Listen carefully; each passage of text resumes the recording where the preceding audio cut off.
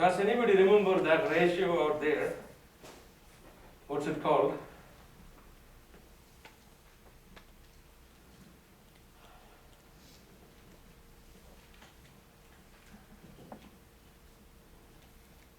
I'm smiling, you can't see me. Yes. Is that epsilon lambda? No. It has a special name.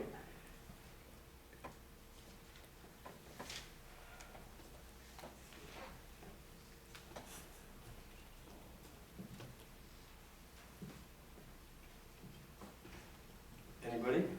You can look over previous lectures. Or if you are planning to do your homework, you might want to know that.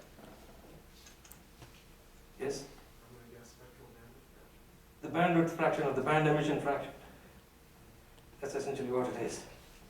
Okay, so this you would have called as 0.6 times f, which is a fraction from 2 to infinity. Which we can write as the following.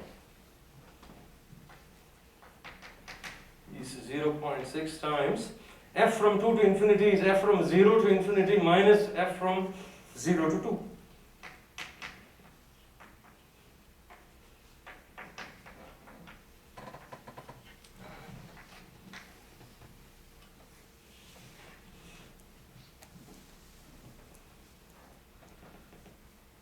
What's f from 0 to infinity?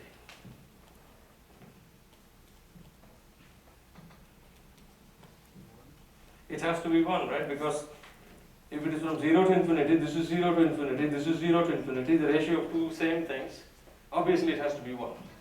So this is 1. That's 0 to infinity, not 8. It's equal to 1. And the other one you can find out using those tables that I have posted for your homework. Some of you are having questions on where the tables are. This goes for everybody in the class. The tables are in the homework question itself. Okay. So f from 0 to 2. Lambda is 2. The temperature is given to me as 1000 Kelvin.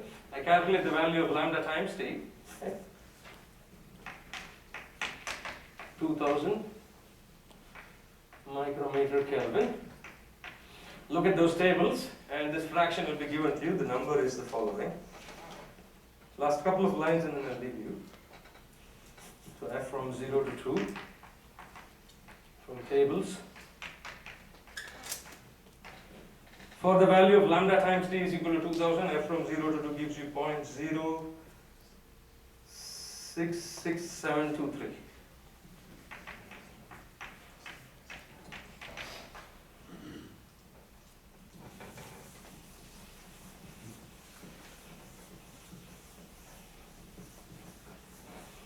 So epsilon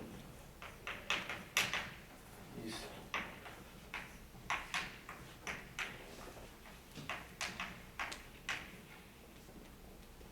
which is 0.56.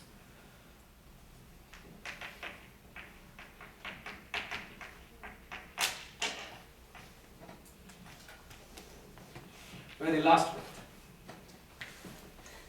I have alpha from the first part of the problem. 0.45. I have G as 20,000 watts per meter square. If I have to calculate Q double prime radiation, which is the net radiative flux,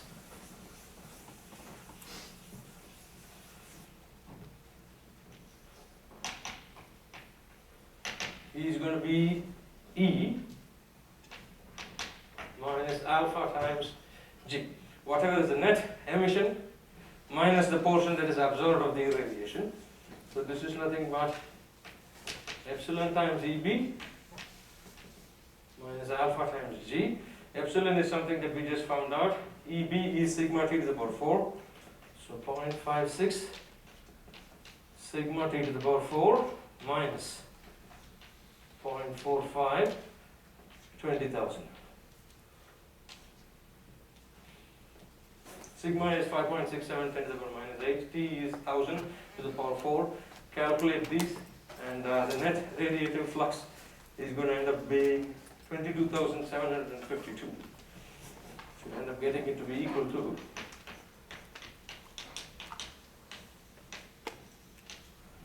and the moral of the story being, if I'm given all these nice plots and if we know all these nice relationships, I can find out the creature that we set out to find at the beginning of radiation.